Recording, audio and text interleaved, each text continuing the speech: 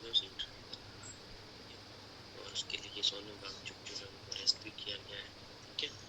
पर देखिए ऐसा है कि सेंट्रल गवर्नमेंट कभी भी अपनी पावर जो है वो किसी को अगर देने लगे उसी हिसाब से उस आप देखिए तो बहुत सारी स्टेट्स और यूटीज डिमांड करने लग जाएंगी अगर सेंटर यूटीज लेने लगे, ठीक है। इसलिए देगा कौन, तो पार्लियामेंट ही देगी। तो इसलिए जो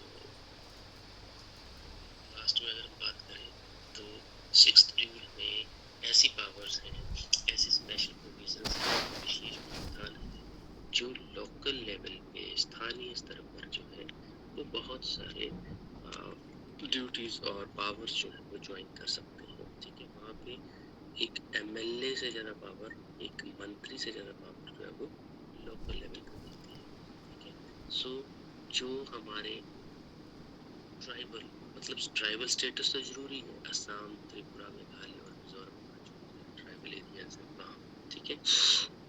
मगर उनके साथ साथ उनको स्पेशल प्रोविजंस भी दिए गए हैं। क्यों? तो एक्चुअल में ये इनको इसलिए किया गया है क्योंकि ये बहुत ज़्यादा वल्नरेबल है, बहुत ज़्यादा संवेदनशील है, क्योंकि इनके जो एरियाज हैं वो अटैच हैं, ठीक है, काफ़ी ज़्यादा फॉरेन से लैंड से, ठीक है। तो इसलिए थोड़ा उनको यहाँ की कल को वो कहीं डिमांड ना करें, कल को कहीं दूसरे राज्यों या दूसरे देशों के साथ जाने की ना पड़े, ठीक है। तो इसलिए इनको जो है वो लेके रखा है। 7th शेड्यूल की अगर हम बात करते हैं, काफ़ी इंपॉर्टेंट है 7th शेड्यूल भी आज हम करेंगे। सबसे पहले एक मिनट, स्केड्यूल्स, जिसमें 7th शेड्यूल जो है इसमें आएगा डिस्ट्रीब्यूशन ऑफ पावर्स, ठीक है, distribution of powers between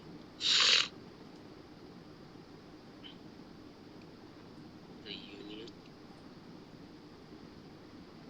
and the states। केंद्र और राज्यों के बीच में शक्तियों का बंटवारा, ठीक है, शक्तियों का वितरण। So distribution of powers between the union and the states, ठीक है। जो भी यूनियन गवर्नमेंट है यूनियन लेवल पे, संघ स्तर पे, और जो स्टेट्स में, ठीक है, स्टेट्स गवर्नमेंट, तो स्टेट गवर्नमेंट्स को अलग पावर्स दी गई हैं, यूनियन गवर्नमेंट को अलग पावर्स दी गई हैं। तो उनकी जो डिस्ट्रीब्यूशन है वो क्लैरिटी के साथ होनी है।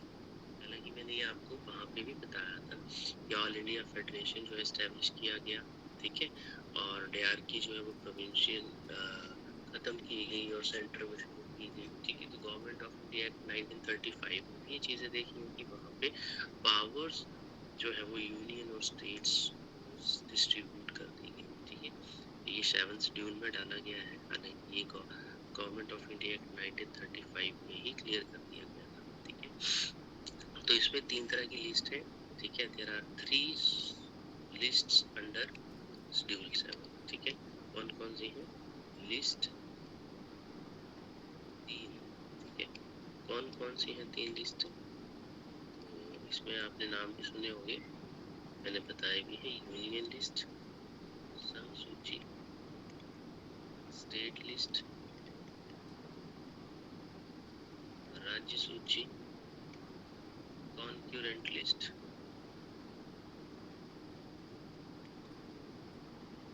समवर्ती सूची। हिंदी में इनको हम संघ सूची, राज्य सूची और समवर्ती सूची कहते हैं, ठीक है। यूनियन लिस्ट में ऐसे विषय होते हैं जहाँ पे सिर्फ केंद्र सरकार ही कानून बना सकती है। The power to make legislate laws, ठीक है, vested with central government. State list में ऐसे विषय हैं जो स्टेट गवर्नमेंट ही कानून बना सकती है। कॉन्करेंट लिस्ट में ऐसे विषय हैं जो कि दोनों ही कानून बना सकती है, ठीक है, सेंटर भी स्टेट भी। मगर जो पहले बना देगा वो इम्प्लीमेंट हो जाएगा, ठीक है। हालांकि इसमें भी सेंटर हावी बहुत रहता है, ठीक है। चलिए जैसे इनके एग्जाम्पल वगैरह भी हम डिस्कस करेंगे, ठीक है। जैसे फॉर एग्जाम्पल मैं अभी बता दूँ, यूनियन लिस्ट में जैसे बैंकिंग सिस्टम है, इंश्योरेंस है, डिफेंस है, रेलवेज है, ठीक है।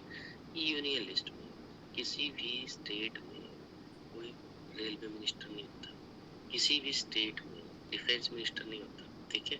किसी भी स्टेट में फाइनेंस तो होता है, बट फाइनेंस वो अपना अलग है, बट बैंकिंग और रेगुलेशंस जो होते हैं, इंश्योरेंस वगैरह, इन पॉलिसीज को देखने के लिए आरबीआई से भी तो संघ लेवल पे है, यूनियन गवर्नमेंट लेवल पे है, ठीक है।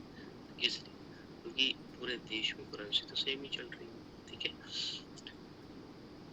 बाकी देखो स्टेट लिस्ट में ऐसे सब्जेक्ट्स होते हैं लाइक पुलिस है, लॉ एंड ऑर्डर है, ठीक है, एग्रीकल्चर है, ठीक है, सैनिटेशन है, वाटर और इलेक्ट्रिसिटी है, ठीक है। तीसरा है कॉन्करेंट लिस्ट।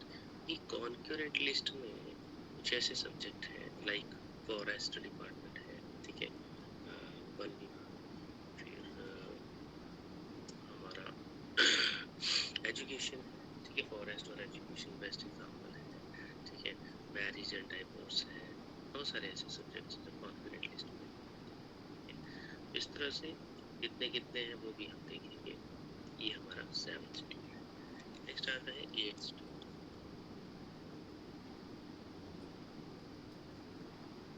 देखिए 8th शेड्यूल में क्या आता है, याद है किसी को? ऑफिशियल लैंग्वेजेस, ठीक है, जो हमने कल देखी भी थी पार्ट्स में। कौन से पार्ट में बताई थी मैंने?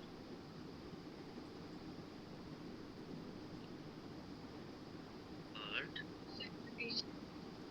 17 में। वेरी पार्ट 17 में 343 से 351 आर्टिकल, 343 से 351, ठीक है। तो 8 शेड्यूल में ऑफिशियल लैंग्वेज वहाँ तो हमने देखा कि हिंदी, ठीक है, बट ऐसा भी नहीं है कि हिंदी ही सिर्फ पूरे भारत की ऑफिशियल लैंग्वेज, ठीक है। 3 लैंग्वेज फॉर्मूला आपने सुना भी होगा अभी, नेशनल एजुकेशन पॉलिसी जो न्यू एजुकेशन पॉलिसी, उसके अकॉर्डिंग भी देयर आर सम डिस्कशंस की 3 जो है वो लैंग्वेज, 3 लैंग्वेज फॉर्मूला होना चाहिए।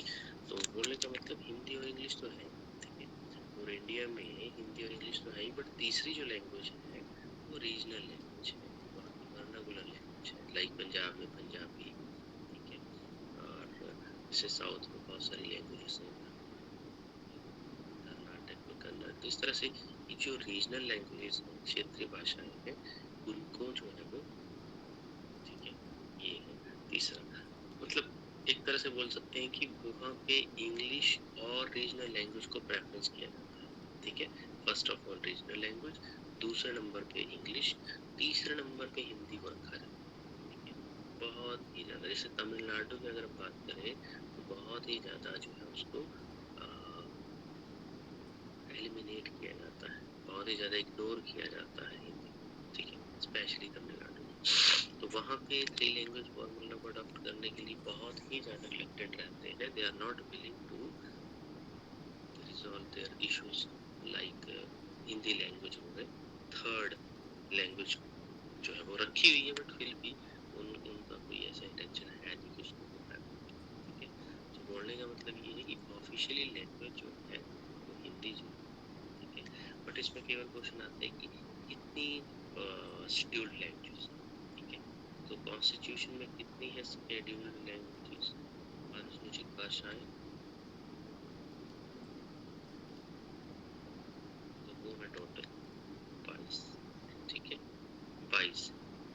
अब ध्यान से देखेंगे कि 22 ऐसा नहीं है कि ये शुरू से ही, ठीक है, इनमें कुछ अमेंडमेंट्स के जरिए जो है ऐड हुई, ठीक है।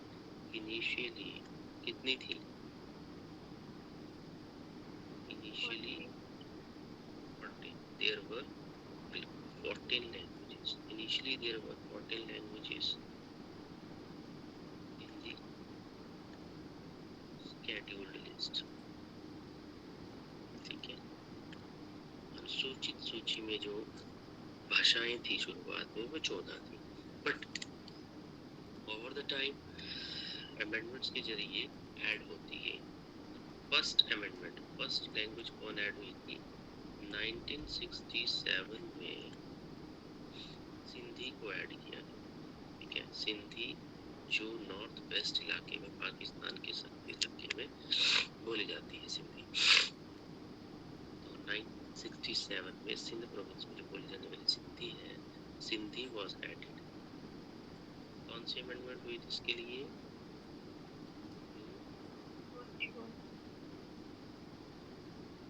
21st constitutional amendment. देखिए 1967 में 21वां संविधान संशोधन हुआ जिसमें सिंधी भाषा को ऐड कर दिया गया शेड्यूल्ड लैंग्वेज में, तो 14 से 15 हो गई। फिर हमारा अमेंडमेंट हुई उसके बाद, ठीक है। और वो कब हुई, कौन सी अमेंडमेंट हुई? जिसमें 3 लैंग्वेजेस आ गई, ठीक है। 3 लैंग्वेजेस एडेड, ठीक है। वो कौन सी थी? तो 19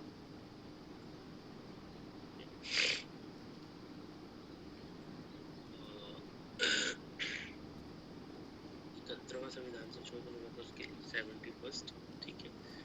और वो हुआ था 1990।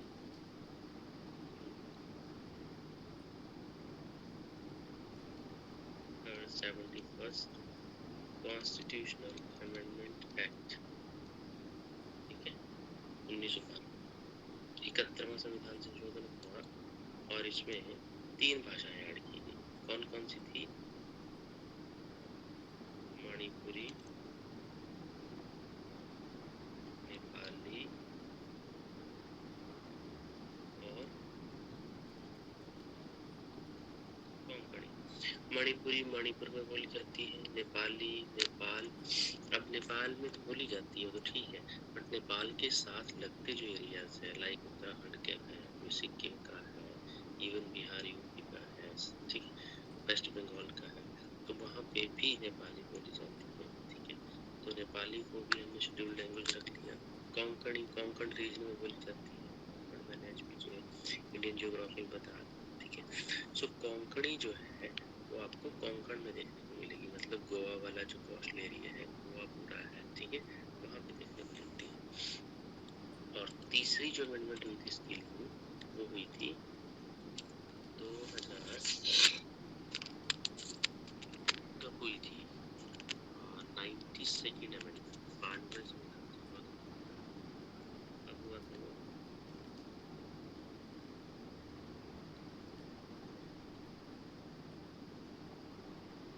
2003, ठीक है। 92nd कॉन्स्टिट्यूशनल अमेंडमेंट एक्ट 2003 में हुआ था। इसमें 4 लैंग्वेजेस ऐड की गई। कौन कौन सी 4 लैंग्वेजेस है वो? देखो, बोडो, डोगरी, संथाली और मैथिली, यही है। नीलम जी सही बोल रहा हूँ? मैथिली, संथाली, डोगरी, बोडो, ठीक है। तो ये 4 हो। अब देखो आप खुद देख लो, 14 से 15 हुई, फिर 3 और हुई 18, फिर 4 हुई और 22 हो गई, ठीक है। तो इस तरह 14 + 1 + 3 + 4 = 22। ये आपको थोड़ा ध्यान रखना है। ईयर और अमेंडमेंट भी याद रख सकते हैं, भाषाएं भी याद रख सकते हैं, ठीक है। अब 14 में पंजाबी पहले थी, ठीक है, साउथ की सारी लैंग्वेज थी, उड़िया, तेलुगु, तमिल, कन्नड़, ठीक है, सब सारी भाषा। और बाद में ये जो मैंने बताई अभी 8 ये है। इस तरह से आपका 8वां शेड्यूल पूरा होता है। अब देखिए ये हो गया हमारा ऑफिशियल लैंग्वेज में। कई बार क्वेश्चन आता है कि इंग्लिश ऑफिशियल लैंग्वेज में आती है, ठीक है। देखो ऑफिशियल लैंग्वेज में जरूर है इंग्लिश, ठीक है, मगर यहाँ पे हिंदी को, सॉरी, इंग्लिश को शेड्यूल्ड लैंग्वेज में नहीं रखा, ठीक है। शेड्यूल्ड लैंग्वेज जो है वो इंडियन ही है, ठीक है, मतलब कहीं ना कहीं इनका ओरिजिन यहाँ या आसपास हुआ है, उनको यहाँ शेड्यूल्ड लैंग्वेज में रखा गया है। English is not a part of scheduled language. इन 22 में से इंग्लिश नहीं, ठीक है, ये भी ध्यान रखना है। ठीक, चलिए, तो इंग्लिश नेक्स्ट आता है हमारा 9th शेड्यूल। देखिए 8 तक जो हमने पढ़ा ये तो स्टार्टिंग से ही थे, ठीक है, मतलब ये वो हमारे शेड्यूल थे जो ओरिजिनली संविधान में लिखे होते हैं। बट 9th शेड्यूल, 10th और 11th 12th ये 4 शेड्यूल जो है वो अमेंडमेंट्स के जरिए, है ना, संशोधन के जरिए जो है वो डाले गए, इंसर्ट किए गए, ठीक है। सो 9th शेड्यूल जो है इस इसके लिए देखो पहले ही अमेंडमेंट की, फर्स्ट कॉन्स्टिट्यूशनल अमेंडमेंट एक्ट, ठीक है, 1951, ठीक है, 1950 में संविधान को इन्फोर्स किया गया, लागू किया गया, ठीक है, और 1951 में फर्स्ट अमेंडमेंट हो गया, ठीक है। और फर्स्ट अमेंडमेंट करने की जरूरत क्यों पड़ी, और फर्स्ट अमेंडमेंट में 9th शेड्यूल को ऐड क्यों किया गया? देखो 9th शेड्यूल का बहुत बड़ा रोल है वैसे तो, बट 9th शेड्यूल जो है इसमें जब नेहरू जी प्रधानमंत्री बने थे तो उस टाइम पे उन्होंने बहुत सारी चीज़ें, अभी नया नया देश बना है, नया नया देश आज़ाद हुआ है, इसमें बहुत सारी चीज़ें ऐसी होंगी जो हमें करने पड़ेंगी। और उसके लिए अगर हम बात करें फंडामेंटल राइट्स की या उसके लिए बहुत सारे ऐसे लोग, ठीक है, वो कोई भी अगर पार्लियामेंट कानून बनाती है किसी भी चीज़ को लेकर के, तो फंडामेंटल राइट्स का हवाला दे करके या फिर और कुछ चीज़ों का बहाना देकर के वो न्यायपालिका में इजीली, ठीक है, इसलिए जो है वो क्योंकि डेवलपमेंट करनी है तो कुछ ना कुछ कॉम्प्रोमाइज तो करना पड़ेगा, ठीक है। सो इसलिए जो है उस 9th शेड्यूल डाला गया था, फर्स्ट कॉन्स्टिट्यूशनल अमेंडमेंट एक्ट 1951। अब हुआ क्या, तो इसमें क्या किया गया है मैं आपको बता दूंगा, बट इसमें एक लाइन याद रखना, वैलिडेशन ऑफ सर्टेन एक्ट्स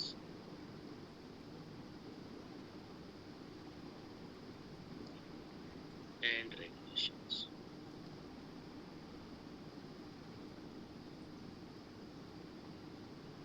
ठीक है जी। देखो validation of certain acts and regulations का मतलब क्या हुआ कि कुछ निश्चित ऐसे कुछ ऐसे कानून, ऐसे अधिनियम, ठीक है, या रेगुलेशंस, गाइडलाइंस जिनको वैलिडेट किया जाए, ठीक है। बोलने का मतलब ये है कि कुछ ऐसे एक्ट्स जिनको मैंने बोला था आपको ना कि उनके ऊपर न्यायपालिका चेक रखती है, ठीक है, ताकि संविधान का कोई वो तो नहीं हुआ, उल्लंघन तो नहीं हुआ, ठीक है।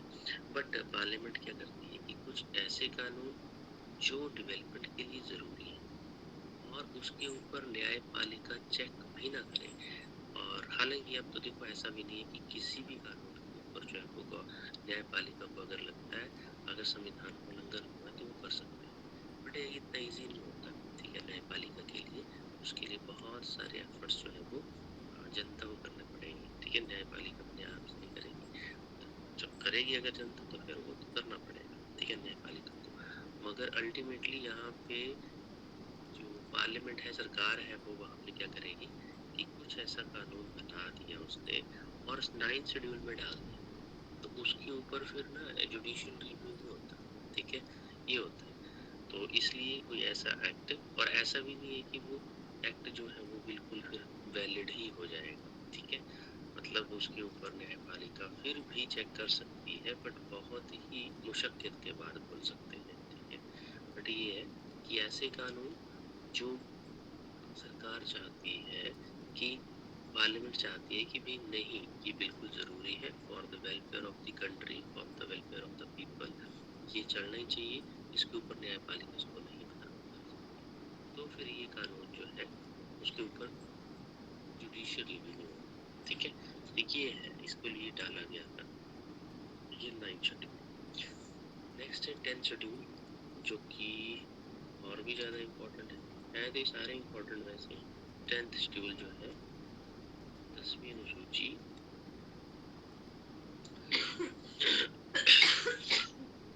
ये कब इंसर्ट किया गया था 10th शेड्यूल? देखिए ये है एंटी डिफेक्शन। एंटी डिफेक्शन क्या होता है? एंटी डिफेक्शन को बोलते हैं हिंदी में दल बदल विरोधी कानून।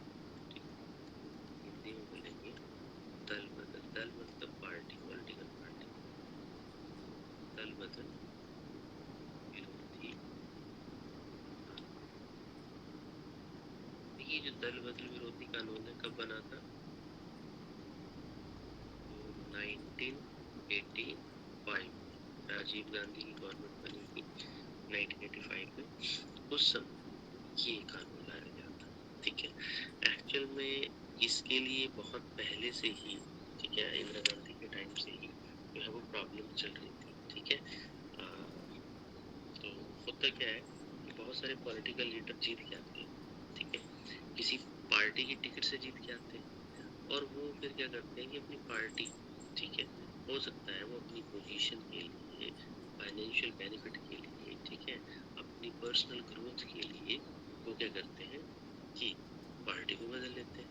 ठीक है, जीत के किसी पार्टी से आए, है ना, उनका कोई वो था, आइडियोलॉजी थी, है ना, विचारधारा थी, उससे जीत के आए, लोगों ने हो सकता है उसको इसलिए मैंडेट दिया वोटिंग करके, मगर वो जीत करके अपने पर्सनल ग्रोथ के लिए और पर्सनल बेनिफिट के लिए क्या करेगा, पार्टी को बदल देगा, जिससे जो है वो डेमोक्रेटिक सिस्टम जो है वो वीक होता है। ठीक है, लोकतांत्रिक प्रणाली जो है वो कमजोर हो जाएगी। ठीक है, इसमें लोगों का विश्वास नहीं रहेगा फिर वोटिंग सिस्टम में। ठीक है, तो इसलिए जो है वो उसको बनाया गया है। हालांकि इसके भी बहुत सारे लूप होल्स हैं, ठीक है, और लोग निकालते भी हैं, ठीक है, बट ये है कि इसकी कंडीशंस है, ठीक है, बट ये है कि इसको बनाने से बहुत फर्क पड़ा है, ऐसा नहीं है। तो ध्यान रखना, इसके लिए अमेंडमेंट कब हुई थी, वो हुई थी 1985 में। कौन सी अमेंडमेंट हुई थी,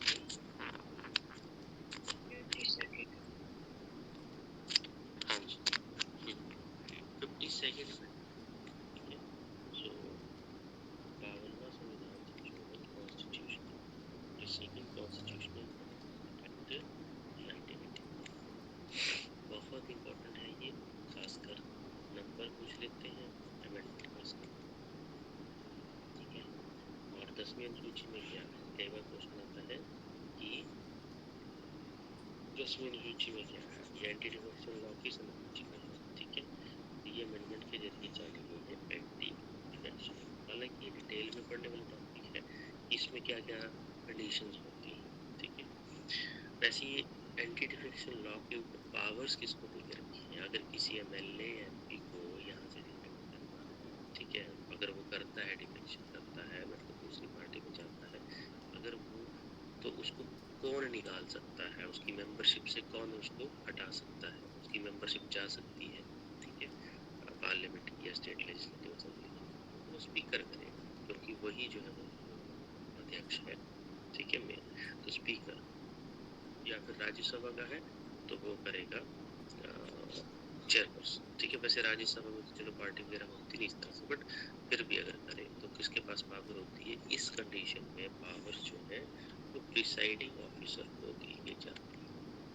इसकी दी हुई ये पावर, ये प्रिसाइडिंग ऑफिसर, और प्रिसाइडिंग ऑफिसर का मतलब होता है जो भी स्पीकर या चेयरपर्सन की अध्यक्ष पे कुर्सी पे बैठा है, उनके पास ही पावर होती है। नेक्स्ट है 11th शेड्यूल। देखो 11th और 12th तो हमने कल पार्ट में भी देखे थे। जो 11th शेड्यूल है वो है पंचायती राज। 11th शेड्यूल, इसके लिए 73वां विधान संशोधन हुआ था 1992।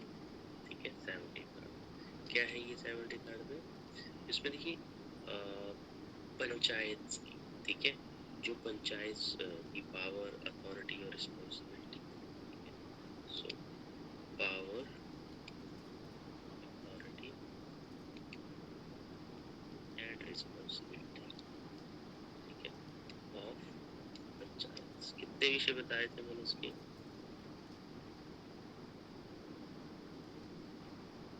पंचायत के पास कानून बनाने के कितने विषय बताए थे, how many subjects matters it has,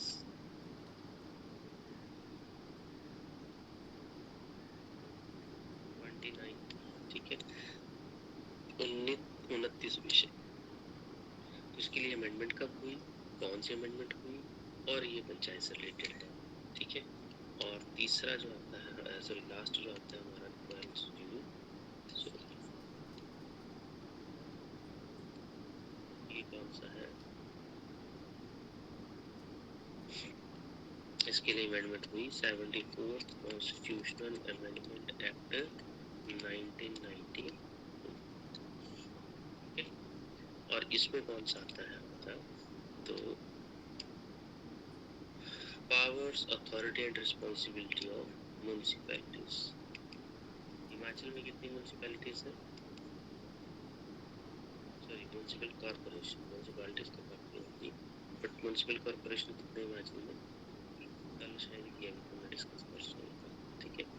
and it has 8, बिल्कुल, और इनके पास 18 सब्जेक्ट्स हैं, 18 विषय, ठीक है। सो सब्जेक्ट्स जिसमें म्युनिसिपैलिटी के पास कितनी पावर है, कितने विषयों के ऊपर कानून बनाने की, 18 विषयों के ऊपर, ठीक है। वहाँ पे 29 सब्जेक्ट है, यहाँ पे 18 सब्जेक्ट्स है। सब्जेक्ट्स भी पूछ लेते हैं कई बार। तो होते क्या है, नॉर्मली क्या होता है, जैसे गांव में, गांव लेवल पे क्या डेवलपमेंट करनी है, तो गांव में जो भी हमारे कोई होता है, ये तो चलो म्युनिसिपैलिटी जो है वो शहरों के लिए है, ठीक है, और गांव के लिए है, जैसे कोई रोड पक्का करना है, छोटा मोटा वो काम करना है, कोई ऐसी चीजें जहाँ पे स्ट्रीट लाइट लगवानी है, बेंच लगवाना है, ठीक है, इस तरह से छोटे छोटे काम, कोई गांव का डिस्प्यूट सॉर्ट आउट करना है, ठीक है, छोटी मोटी चीजें, और पावर उनकी पूरी वैलिड होती है, ठीक है। देखो एक आपको पता ही होगा, कभी भी करेक्टर सर्टिफिकेट बनाना है तो एक नॉर्मल प्रधान के साइन होते हैं, ठीक है। नॉर्मल प्रधान कोई नॉर्मल चीज नहीं होती, ठीक है, ऐसे देखा जाए तो, क्योंकि बहुत सारी चीजें जो है वो उनके ऊपर वैलिड होती है, ठीक है। तो प्रधान का लिखा हुआ जो है वो वैलिड होता है हर जगह, ठीक है, क्योंकि गवर्नमेंट एक प्रोसेस है ग्रास रूट लेवल। तो इस तरह से हमारे शेड्यूल पूरे हुए, कितने, 1 से लेकर 12th तक, ठीक है। अब आता है एवोल्यूशन ऑफ स्टेट्स, ठीक है, एंड यूनियन टेरिटरीज। देखो देश आजाद हुआ 1947 में, कॉन्स्टिट्यूशन अडॉप्ट किया 1949 में, ठीक है, और वो लागू हुआ पूरी तरह से, ठीक है, इन्फोर्समेंट हुई उसकी 1950 में। बट 1950 तक तो फिर ऐसे सिस्टम चला, ठीक है, कि भाई क्वेश्चन ये था कि स्टेट्स को ऐसे चलने दें क्या, ठीक है। आपने देखा होगा हिमाचल के कंटेक्स्ट में भी, कि हिमाचल को जो है वो प्रोविंस बनाया, चीफ कमिश्नर प्रोविंस बना दिया, चीफ कमिश्नर प्रोविंस से फिर वो यूटी बनी, फिर वो, ठीक है, बहुत कुछ हुआ था वैसे तो, बट यूटी के बाद फिर वो स्टेट बनी, ठीक है। इन बिटवीन बहुत कुछ हुआ। बोलने का मतलब है कि स्टार्टिंग में वो प्रिंसली स्टेट्स थी, रियासतें थी, फिर उनको चीफ कमिश्नर प्रोविंस बनाया जाति के बाद, फिर वो यूटी के दायरे में आई, ठीक है। मगर ऐसा नहीं है कि सारी स्टेट्स यूटी बनी, ठीक है, सारी स्टेट चीफ कमिश्नर प्रोविंस बनी। उसी को हम देखते हैं कि कैसे कैसे, कब कब, क्या क्या हुआ, ठीक है। तो इसी को बोलते हैं हम, this topic is known as evolution of states and UTs, ठीक है। तो बोलने का मतलब राज्य और केंद्र शासित प्रदेशों का एवोल्यूशन कैसे हुआ, कैसे वो बनी, ठीक है, कैसे अस्तित्व में आई। देखिए इसके लिए 2-3 कमेटीज बनी थी वैसे तो। सबसे पहले बनी धर कमेटी, धर कमीशन बोलते हैं उसको, धर आयोग। इसको पढ़ने की जरूरत नहीं है, बिल्कुल भी, बट है कि मैं इसको बता दूं कि क्यों बनाई गई थी। वैसे उनका पूरा नाम था एस.के. धर, धर कमीशन के नाम से जाना, ठीक है। लेकिन एस.के. कमीशन इसलिए बनाया गया, ये जो संविधानिक सभा थी, संविधान सभा जिसके 389 मेंबर थे, कॉन्स्टिट्यूंट असेंबली, उन्होंने इस कमेटी को, इस कमीशन को अपॉइंट किया था। और कब किया था, कॉन्स्टिट्यूंट असेंबली के द्वारा जून 1948, ठीक है, क्योंकि कॉन्स्टिट्यूशन लिखने की प्रोसेस चली हुई थी, ठीक है। उसके बाद कॉन्स्टिट्यूशन तो बन जाएगा, लागू हो जाएगा, मगर कैसे, ठीक है। तो उसको भी कहीं ना कहीं एसके धर कमीशन को अपॉइंट किया ताकि आप स्टडी करिए, आप इस चीज़ का अध्ययन करिए कि जो भी हमारे स्टेट्स हैं उनको भाषा के आधार पर, इन लोगों की डिमांड तो यही थी, ठीक है, उनको भाषा के आधार पर जो है बेसिस ऑफ लैंग्वेज, ठीक है, is it feasible, is it practical to create states, ठीक है, on the basis of language, क्या ये सही है? तो ये चीज़ जो है सबसे पहले धर कमीशन को सौंपी गई। बट ये देखा गया कि अगर स्टेट्स को हम रिऑर्गेनाइज करें, ठीक है, बहुत सारी पिछली स्टेट्स थी 560 से ज़्यादा, तो ऐसे तो नहीं हो सकता कि 560 देश या स्टेट्स बन जाए, ठीक है, तो उनको इकट्ठा करने के लिए जो है रियासतों को, वो तो सरदार पटेल ने काम किया ही था। बट उन्होंने ये भी देखा कि ऐसा करने से क्या होगा, ठीक है, तो जो रीजनल सेंटिमेंट्स, जो क्षेत्रीय भावनाएं हैं लोगों की जो जुड़े हुए हैं, तो उनको कहीं ना कहीं अगर ऐसा करते हैं तो फिर एक गलत चीज हो जाएगी, नेशनल इंटीग्रेशन के लिए थ्रेट हो सकती है, ठीक है, जो राष्ट्रीय एकता है उसको चोट ठेस पहुंच सकती है, ठीक है। तो इसलिए उन्होंने क्या किया कि पार्टीशन जब हुई तो उन्होंने देखा कि ये चीज धर कमीशन ने ये डिसाइड किया कि भाषा के आधार पर राज्यों की गठन जो है वो पॉसिबल नहीं। ये रिजेक्टेड ऑल दी, ठीक है, डिमांड्स। मतलब इस कमीशन ने भाषा के आधार पर, ठीक है, राज्यों का पुनर्गठन जो है वो पूर्ण रूप से रिजेक्ट कर दिया, ठीक है।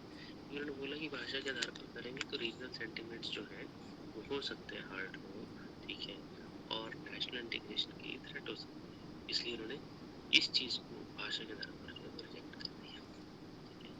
मगर डिमांड लगातार थी लोगों की तरफ से। फिर जेबीपी कमेटी, ये जेबीपी कमेटी जो है इसमें 3 बंदे हैं मेनली।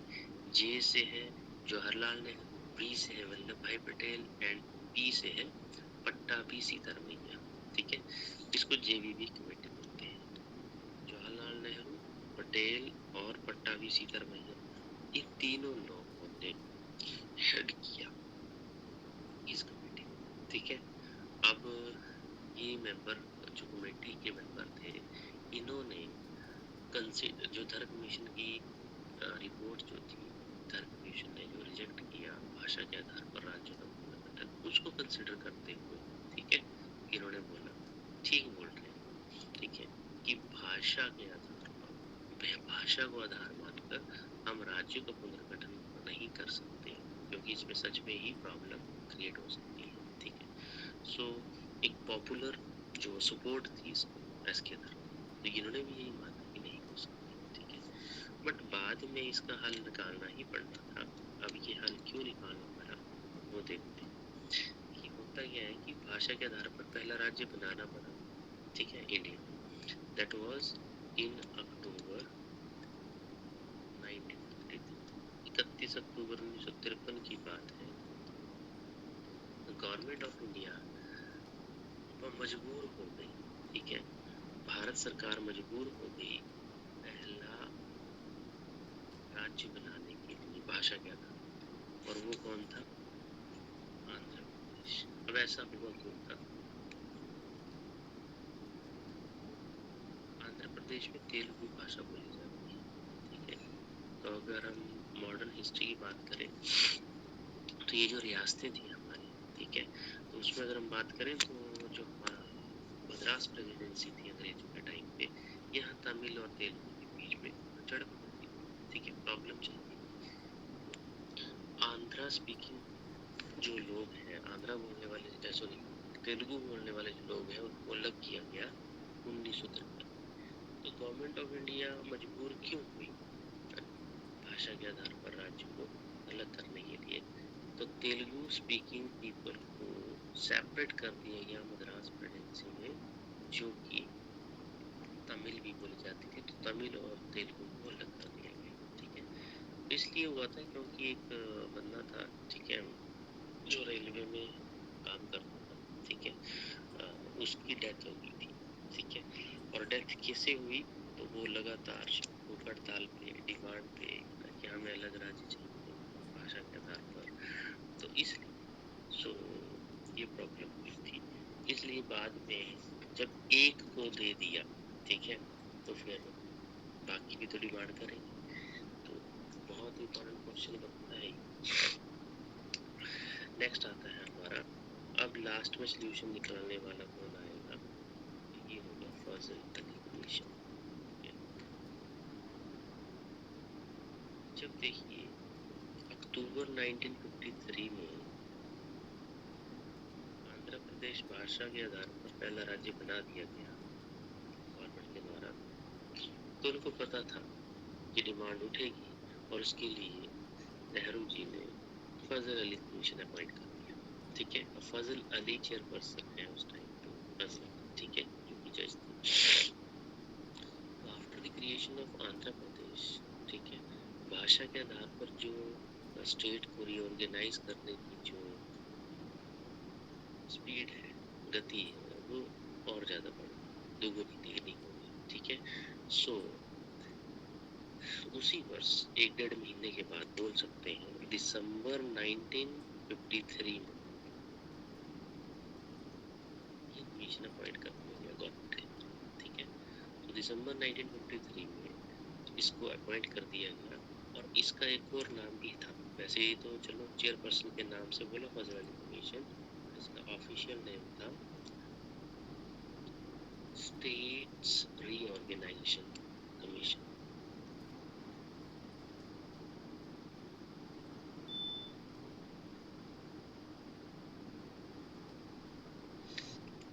ठीक है, स्टेट रीऑर्गेनाइजेशन कमीशन मतलब राज्य पुनर्गठन आयोग, ठीक है। तो स्टेट रीऑर्गेनाइजेशन कमीशन जो है, इन्होंने एक्सेप्ट किया कि भाषा को आधार मानकर राज्य को पुनर्गठित किया जा सकता है। They rejected the theory of one language one state. हालांकि ये तो पॉसिबल नहीं है ना, कि भाषाएं तो बहुत है, हजारों है, ऐसे थोड़ी कर सकते हैं कि एक भाषा एक बोली के ऊपर राज्य बना दें, ठीक है। So however, they rejected the theory of one language one state format, but उन्होंने एक्सेप्ट किया कि नहीं, ब्रॉडली जो है भाषा के आधार पर किया जा सकता है, ठीक है। सो ये एक्ट बनकर आया था। इन्होंने रिपोर्ट अपनी 1955 में सौंप दी, ठीक है। इन्होंने अपनी रिपोर्ट 1955 में दे दी और नवंबर 1956 में ये एक्ट बना दिया गया। 1956 में स्टेट्स रीऑर्गेनाइजेशन एक्ट बन गया। इससे जो है वो ये हो गई और इसके लिए अमेंडमेंट की थी, ठीक है। अमेंडमेंट क्या की थी, कौन सी अमेंडमेंट की थी?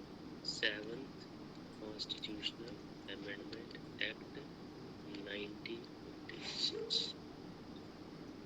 7वां संविधान संशोधन 1956 में हुआ और ये चीज देखी गई कि जो ABCD कैटेगरी डिवाइड की हुई थी उन्हें, जैसे हिमाचल की सी श्रेणी में था, वो सारा खत्म हो गया, ठीक है।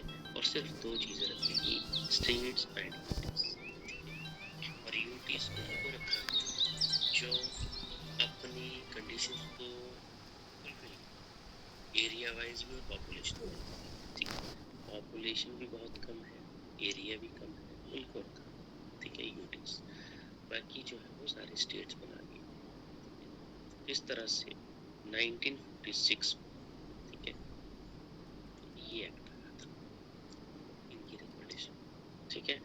तो ये आपने ध्यान रखना है कि उनमें से कुछ जो है वो 7 बड़ी स्टेट्स में मर्ज कर दिए गए एरिया, कुछ जो है वो यूटीज डिजाइन कर दी गई, कुछ बड़े स्टेट्स बन गए, कुछ छोटे स्टेट्स बन गए और कुछ यूटीज बन गए, ठीक है। So as a result there were 1956 में 14 स्टेट्स थी, ठीक है, और 6 यूटीज थी, 6 यूनियन टेरिटरीज। ये जो है वो क्रिएट कर दी गई 14 राज्य और 6 यूटीज, ठीक है। 14 states and 6 UTs were created, ठीक है। अब देखिए आज के टाइम पे तो 28 राज्य और 8 यूटीज है, ठीक है। ये टाइम के साथ बढ़ते गए, बट उस टाइम पे ये डिसाइड किया गया कि इतने राज्य और इतने, हालांकि एरिया तब भी उतना ही था, अब भी उतना ही है, पर समय के साथ चीज़ें बदलती रहती हैं। तो कल हम देखेंगे कि कैसे रीऑर्गेनाइजेशन हुआ। ठीक है, ये तो कर दिया हमने डिस्कस, बट कौन कौन सी स्टेट्स 1956 में और कब कब कौन सी बनती की ऐड होती गई वो हम देखेंगे। ठीक है, और यूनियन टेरिटरी का क्या लेना देना है, दिल्ली में जीओटी हाउस के लिए कौन सी अमेंडमेंट हुई उसका क्या लेना है। ठीक है, तो ये सारी चीजें हम कल इनके ऊपर चर्चा करेंगे। ठीक है, बाकी देखिए नेक्स्ट वीक से, नेक्स्ट वीक, चलो इस हफ्ते तो मैं यही कर रहा हूँ, पर नेक्स्ट वीक से 3-3 दिन करेंगे। बस अभी तो दूसरी जो